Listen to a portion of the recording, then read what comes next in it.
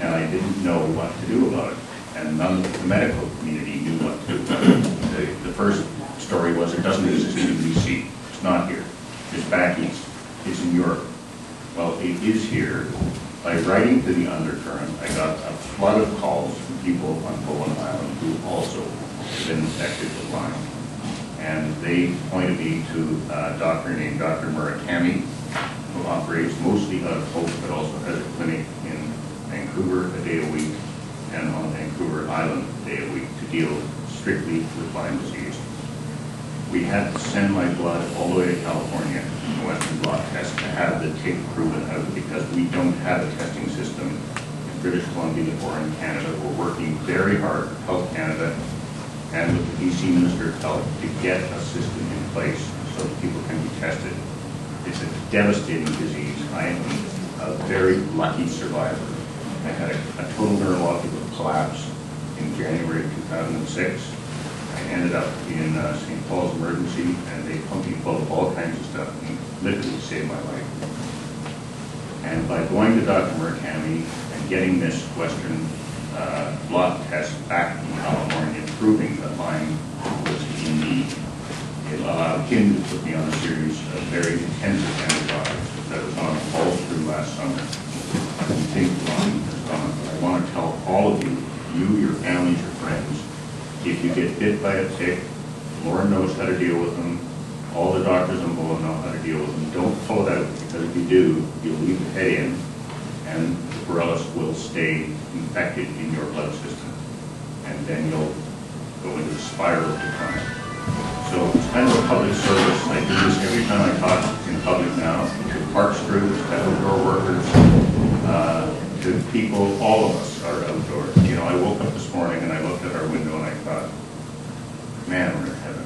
You know, it's just, the trees are just leafing out. The ocean was just visible beyond the trees. The mountains were just visible beyond that. It's a beautiful place. It's a wonderful community, and I thank people in Bowen for coming to my support. And I thank council for going through all the grief you go through to keep us as green and clean and together as we are. Can you tell us what the tick? What does it look like? The tick is about the size of a peppercorn. Okay. If you have dogs, you probably have taken ticks out of your dogs.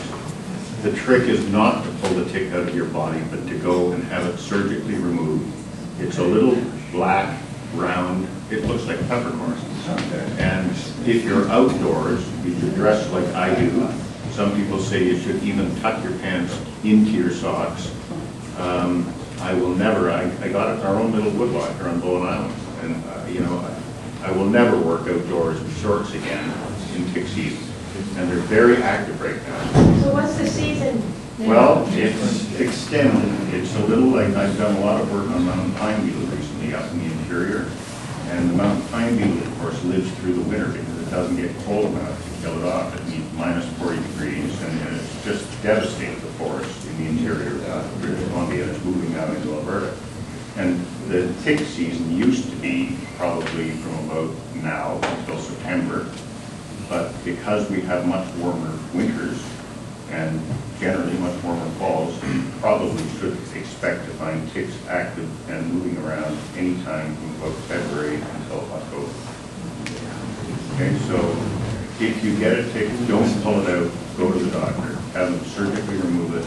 And my very good friend Julian Dunster sent me an email. He said, all right, you are now the expert. He's heard my lecture several times. He said, I've got a tick, what should I do? So he went to Lauren, had it removed surgically, and went on 10 days of antibiotics, and that's the end of the story.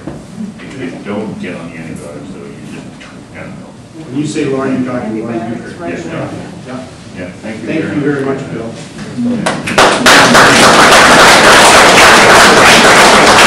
So we were going to, just a sec, we're going to wrap up by 12:30. We still have, I'd like to complete, we have 3 remaining questions here that I'd like to complete. We've only got 7 minutes or so. I don't want to sort of run this meeting late on a Sunday.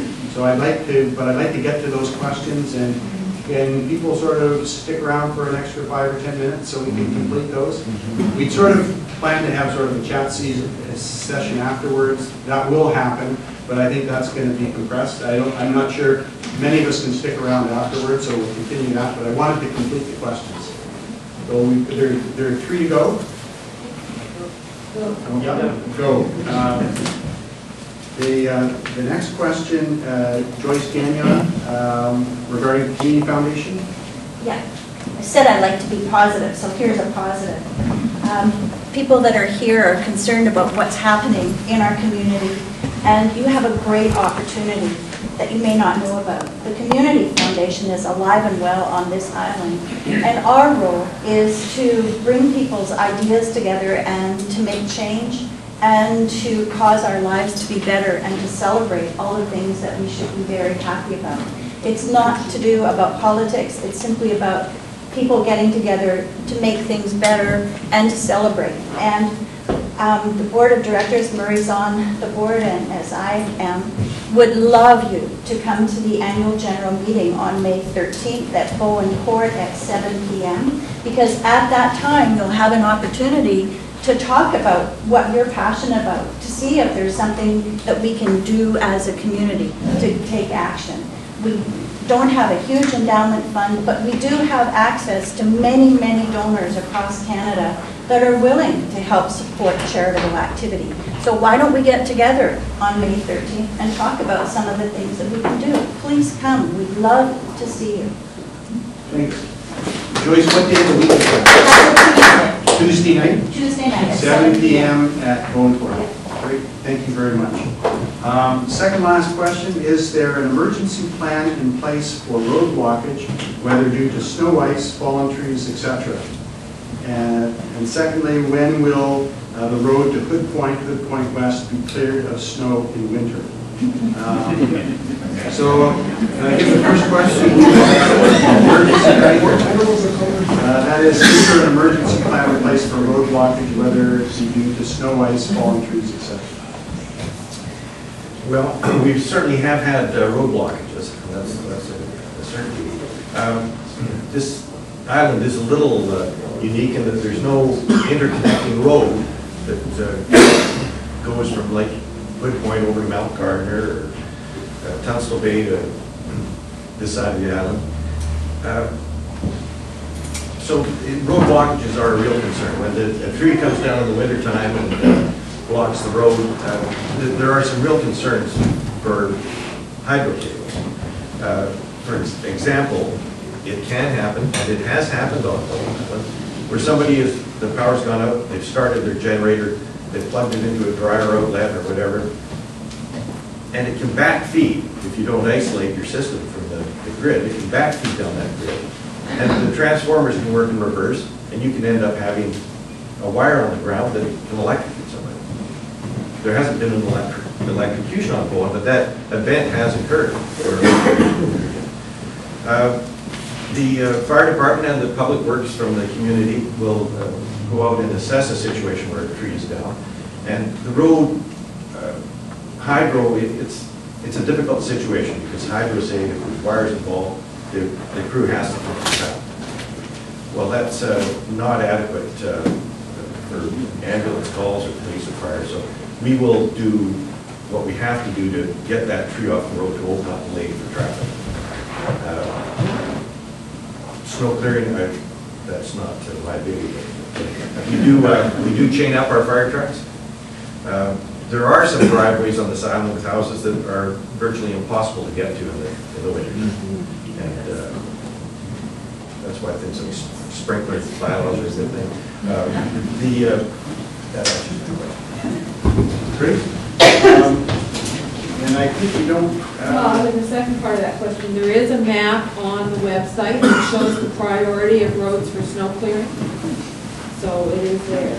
So it sets priorities, and so you can look at that Hood Point West and see its color coding and see where it fits in the priority list. I mean, that's a priority list that works when the snow's falling and essentially we're behind time. We've got to choose which ones to do and which are the most important.